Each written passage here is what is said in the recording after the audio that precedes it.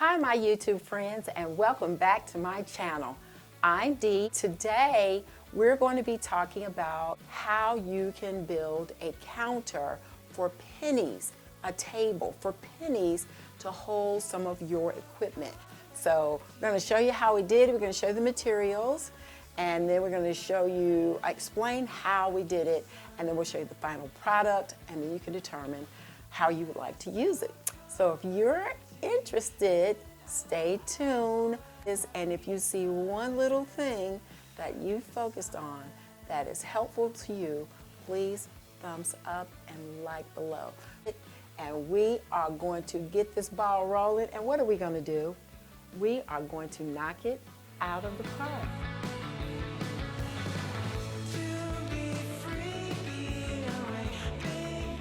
And here you are seeing the supplies that you will need to organize your table for your YouTube supplies. Here you'll see this white shelving piece. It really is a shelf that can be mounted on the wall. It was very inexpensive. It was not over $20. It's pre-painted and it's pre-cut. The wood here is just a regular piece of wood that I got from Lowe's. This is the size legs that I purchased. So you can see here, right about here, let's see if I can get it to you. Right there gives you the information about the product and where you can get it from. I did get it from Lowe's hardware, and that's where I got this pole from, and I asked them to cut it to the height that I needed it. So you have to determine how high you want your shelving, and the shelving, the shelf itself, you have to determine how wide you want it. Those are my work gloves. They kind of beat up because I use them all the time. But the other important pieces that you're going to need, if you're going to the legs on each corner of the shelf, you need to get this L bracket. And it comes with screws, and you just mount it on the actual shelf, and you measure it and you determine where you want it. And then I would suggest that you put 4 on each leg, and that will give it a lot of support. And that's a marker where you use to mark where you want your brackets to go, your L brackets.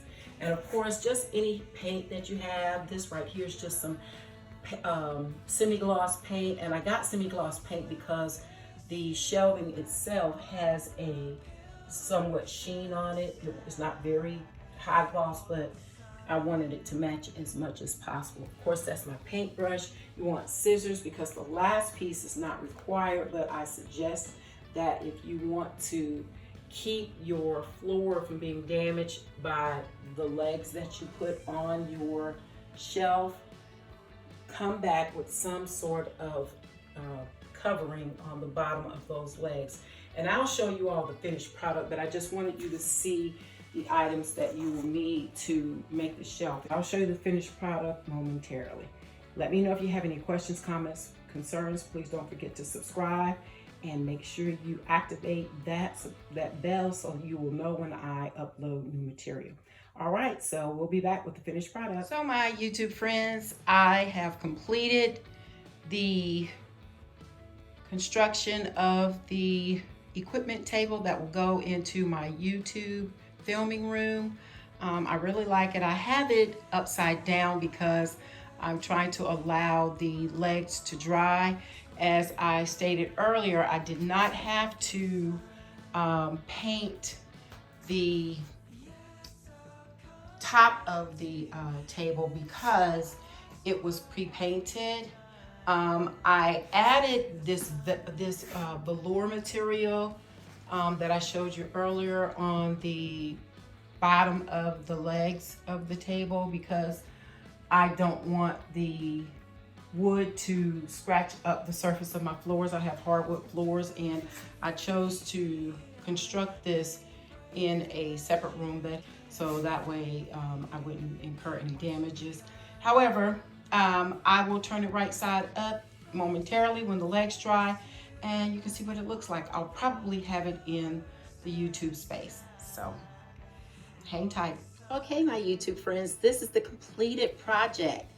The table sits very nicely. It's holding my monitor along with a couple of other decorative items, and it is tall enough that beneath we have housed 2 ottomans which we use for storage in this YouTube space. If you have additional questions about this item, please leave your questions, comments, and concerns below.